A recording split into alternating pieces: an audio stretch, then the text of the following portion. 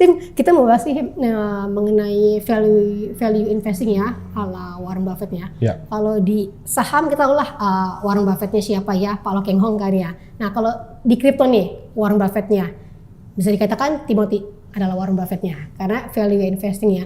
Tim, tapi kalau misalnya kita ngomongin strategi value investing saat ini menurut kamu masih relevan nggak di era seperti saat ini? Value investing kan di mana kita membeli aset yang terdiskon ya, menggunakan konsep margin of safety, di mana ada nilai intrinsik suatu aset dan harga. Jadi banyak yang punya miskonsepsi nih, value investing apakah price to earning itu harus murah, price to book? Jawabannya enggak juga. Value investing itu adalah asetnya terdiskon enggak dari nilai intrinsiknya. Ketika misalnya kita lihat ada saham A misalnya, harganya sekarang 1.000, tapi kita tahu nilai intrinsiknya di 5.000 gitu. Ya itu berarti termasuk dalam value investing. Gitu. Jadi value investing ini bisa diterapkan di berbagai macam aset gitu. Mau di saham, di kripto pun sama. Di Bitcoin ketika Bitcoin masih 16.000 tahun 2022, saya beli banyak karena saya ngerasa bahwa nilai intrinsiknya masih jauh nih. Oh masih bisa 150.000, masih bisa 200.000. Tapi kalau nggak nyampe sana pun gitu, nyampe misalnya cuma 80.000, saya udah untung gitu. Itu adalah konsep dari value investing sendiri. Warren Buffett sendiri kan mengajarkan filosofinya Warren Buffett sabar dan disiplin ya. Betul. Timothy sendiri seperti ngomong tuh, kalau misalnya investasi itu bukan hanya mengejar keuntungan semata, tapi di balik itu ada yang lebih besar, yakni sabar dan kedisiplinan jangka panjang. Betul. Bisa dibilang itu adalah sadis, sabar dan disiplin. Timothy, kamu ngajarin nggak orang buat jadi sadis? Sadis dalam investasi ya?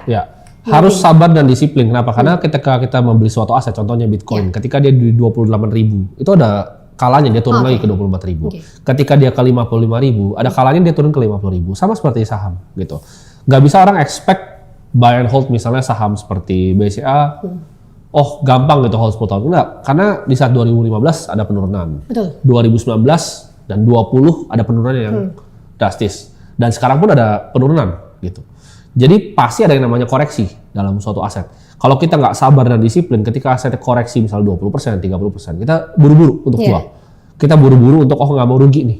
Udah panik duluan ya? Iya, udah panik duluan. Sedangkan kalau kita investor yang sabar dan disiplin, kita tahu tadi nilai intrinsiknya. Oh, kita tahu bahwa nilai intrinsik BCA ini 11.000 gitu, value-nya 11.000. Ketika dikasih harga 7.500, ya nggak usah takut. Langsung lah nyemplung ya? Nyemplung gitu. Itu value investing konsepnya. Value investing ya. Jadi Timothy Ronald ngajarin orang buat sadis nih, sabar dan disiplin ya. Soal investasi gitu ya, itu penting banget ya Tim ya. Betul. Oke deh. Tim, kalau ngomongin Tim, literasi keuangan nih, kamu kan juga gemar banget nih ya, sering banget edukasi kan ya, bikin konten kayak gini-gini nih. Kita ngomongin survei BPS sama OJK awal tahun lalu menyebutkan bahwa literasi kripto dan juga inklusi kripto itu sebenarnya belum sejalan ya. Inklusi lebih tinggi dibandingkan literasi nih. Kalau menurut kamu sendiri, cara tepatnya literasi keuangan kripto itu seperti apa? Ya, itu tujuannya saya bikin Akademi Kripto di awal juga kan, karena saya mau tingkatin literasi gitu, literasi untuk bisa edukasi. Karena banyak orang, even pelaku pasar sendiri ya belum terliterasi gitu. Kalau misalnya kalian belajar dari orang yang belum terliterasi secara full, ya gimana cara kalian dapetin ilmunya gitu. Jadi saya percaya bahwa edukasi itu adalah jembatan kita menuju. Orang kan banyak yang mau sukses kan, mau kayak di investasi. Ya itu jalan utamanya adalah pengetahuan gitu. Di saat kita punya pengetahuan, kita punya pengertian juga. Tapi itu dua-dua itu datang dari literasi. Jadi itulah yang saya pengen dorong. Gimana cara tingkatin literasi? Ya perbanyak konten-konten edukasi yang berjalan. Dijadikan misalnya, kan tadi sempat ngomong pedagang fisik aset kripto kan. Ya pedagang-pedagang ini juga ikut dong gitu. Untuk edukasi harusnya itu dijadikan suatu yang mandatori. Dimana kalau pelaku industri, apalagi pedagang fisik aset kripto, itu harus memiliki kanal edukasi. Gitu. Betul, wajib.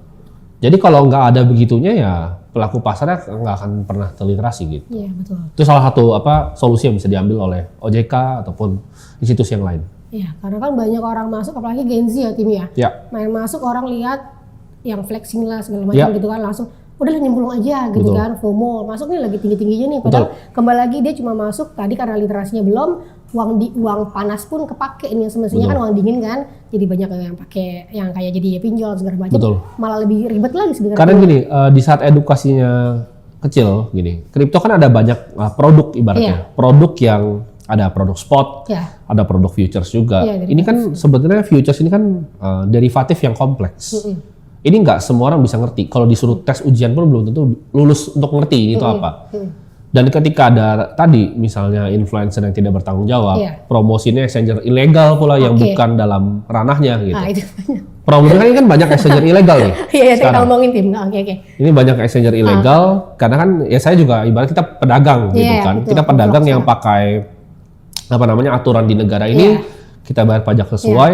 Nah, problemnya ini banyak influencer yang menggunakan exchanger ilegal ini untuk mendapatkan ya imbal hasil atau dari kerugian orang yang pakai. Jadi kalau insentifnya itu adalah kerugian dan jumlah transaksi, Iya. pasti dipaksa untuk kebanyakan orang dipaksa untuk overtrading jadinya. Mm-mm. Nah, ini yang menimbulkan kerugian gitu. Dan ya menurut saya harus ditindak tegas gitu. Gimana caranya? Oh, simple. Influencernya aja dulu gitu, beberapa ditindaklanjuti. Karena ini diterang-terangan kok siang bolong gitu. Betul, setuju aku. Mereka pakai mobil sewaan Iya. gitu kan. Mereka pamerin apa PNL futures-nya di exchanger ilegal juga. Itu makin banyak tim ya sekarang tim. Kalau kamu lihat dibandingkan dulu. Iya, tahun ini. Enggak? Oh, tahun ini lebih banyak. Tahun ini mulai banyaknya tahun ini. Jadi Oh, waktu itu setahu saya ya nggak banyak yang berani melakukan hal itu. Tapi sekarang tuh terang-terangan di siang bolong. Mereka dengan media, mereka segala macam. ya di sosmednya. Ya di sosmed dan ya itu menurut saya perlu ditindak tegas sih. Nah gitu. itu bener, lagi Karena- saya pengen tanyakan tuh ke OJK tuh, nanti gimana sih yang jadi influencer sendiri ya, Ya. lisensinya gimana, apakah mereka harus punya CFP dulu atau segala macam? Menurut saya Nah, lisensi ya. juga itu masih ini sih, menurut saya masih abu-abu kan ada berbagai macam kan lisensi, misalnya contoh certified financial planner Iya. atau misalnya penasehat investasi. Tapi itu menurut saya nggak menjamin kok, Oh, nggak menjamin kan bisa aja orang tetap ambil CFP terus dia mau melakukan itu kan. Menurut saya itu perlu ada efek jerah gitu. kayak gimana Jing? Zaman dulu kan ada, saya sempat yang paling menyuarakan tahun 2020 ada platform namanya Binomo waktu itu. Oh iya, Binary iya option. benar-benar Kak Haranga. Oke.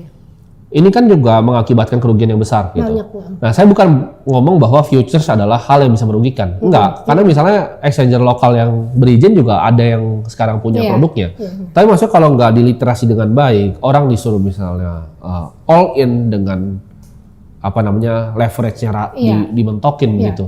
Ya kemungkinan ruginya kan besar sekali gitu. Betul. Dan kalau itu dilakukan dalam skala yang masif, keuangannya kasihan gitu loh. Iya. Masyarakat kita jadi kasihan. Iya. Jadi saya harap kalau kan mungkin ini juga apa namanya salah satu media yang ditonton mungkin ya sama regulator. Betul, ya. iya. Sempat ada interview regulator juga kan. Iya, sempat. Jadi ya semoga didengar lah di sini. Betul. Karena kan literasi kita emang PR-nya pasti literasi masih ya. Iya. Dari Timothy sendiri aktif di kripto kan 2020 tim ya. Pas Saya dari 2015 itu. 2015 kan sempat masuk terus sempat Ya. naik, turun lagi sempat Ya, Terus 2015. sempat hilang tim. Bukan berarti saya nggak berinvestasi, tapi saya memang nggak bahas waktu itu. Enggak bahas itu ya, Ya. tapi tetap kamu di saham kan ya? Masih di Dari saham. 14 tahun ya? Ya, 14 tahun. Oke, Tim. Tim, tadi kalau kita ngomongin ekosistem sendiri, Tim. Ya. Menurut kamu ekosistem kripto di Indonesia tuh saat ini sudah seperti apa sih? DPR sendiri kan kemarin sudah Ya. ngomong tuh ya Pak Misbakung bahwa kita akan mendorong aset keuangan digital lebih tinggi lagi nih. Ya. Menurut kamu seperti saat ini dibandingkan dulu Ya. sama sekarang sudah sejauh mana, dan ada nggak PR yang urgent yang harus ini nih dibenahi mestinya? Karena kamu bilang banyak exchange, banyak investor yang masih transaksi di exchange Ya. asing. Nah, exchange asing kan kalau untuk negara sendiri Ya. dampaknya teman-teman yang mungkin di regulator bisa tahu bahwa itu nggak nyetor pajak. Ya, betul. Di mana kita adalah pedagang aset kripto yang legal gitu kan. Kita punya berizin juga. Orang-orang yang kayak kita, misal saya, Iya. kemarin kan partner saya Yudo juga sempat Oh iya, di Mas Komisi Yudo. 11. Pak Oscar yang bikin Indodax ya kan. Kemarin sempat ketemu Pak Hamdi juga kan, B2W segala macam. Kita kan kasihan gitu jadi. Iya, makanya Kita 1%. Walaupun kena 1% itu nggak menjamin Mas, karena dia harus declare ya. Iya, karena menurut saya kan udah dideklar jelas kan. Oke, ini yang legal nih, ini ilegal nih. Iya, betul. Kok ini bisa ngiklan pakai influencer Iya. gitu kan dengan mobil sewaannya Iya. dan viral-viralan gitu terus dia kasih PNL segini. Menurut saya itu harus ditindak tegas karena kalau kayak gitu kan yang kayak saya kasihan gitu. Iya, Ngapain saya capek-capek bikin exchange sendiri Betul. untuk Edukasi dorong lah literasi. dia gitu. Nah, Saya harus edukasi, saya harus ujung-ujungnya. literasi, saya harus bayar sistem untuk KYC, saya mesti bayar banyak sekali. Tiba-tiba keluar. Costnya gitu. besar sekali loh untuk Iya, running iya. exchange gitu. Saya ada puluhan karyawan juga di Iya. dalam. Ya saya mendingan kayak gitu dong gitu. kalau misalnya itu dibiarkan ada gitu. Iya. Jadi menurut saya itu kalau PR itu. Tapi kalau secara overall ya, ini saya mau apresiasi sekali terutama ke OJK ya. Karena menurut saya sangat cepat loh. Indonesia tuh lebih maju dibanding banyak negara ini setahu saya. Iya. tentang penerimaan kriptonya. Kan di bawah kepemimpinan Pak Hasan Fauzi ya. Dan luar biasa lah, beliau melek dengan asetnya. Dan menurut saya ini suatu terobosan yang luar biasa dibanding negara-negara yang lain. Dan kita dari segi DPR juga udah mulai menyuarakan, didukung juga kan. Jadi saya harap dengan banyaknya, soalnya Indonesia penduduknya besar nih. Banyak banget. Dan ini kayaknya pengguna kripto tuh banyak sekali. Kalau yang terdata di Bapepti kan ada sekitar puluhan juta tuh, hampir 30 juta kalau nggak salah. Itu kan belum karena ini ya, belum selisih, ada yang double. Betul, itu kan belum selisih, ada yang double. Tapi menurut saya yang lebih besar dibanding yang ada di situ itu adalah yang ada di exchange lokal. Kan data yang exchanger non lokalnya nggak tahu nih. Jadi mungkin saya lebih besar. Mungkin kalau hitungan kasar saya itu 50 juta harusnya. 50 juta itu bersama dengan yang ada di asing ya? Yang ada di asing. Harusnya sekitar 45 sampai 50 juta. Ini kan besar sekali gitu loh.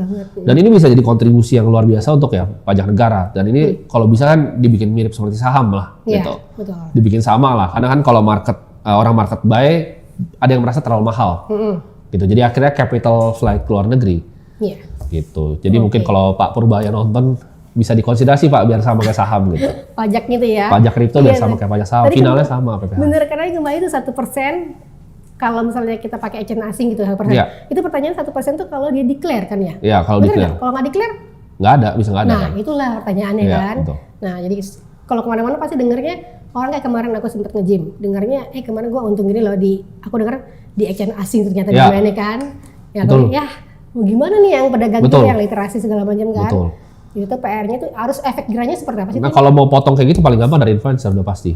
Karena gini, mereka nggak akan bisa direct marketing. Karena menurut saya kayaknya udah lebih ketat ya secara komdigi dan lain-lain ya.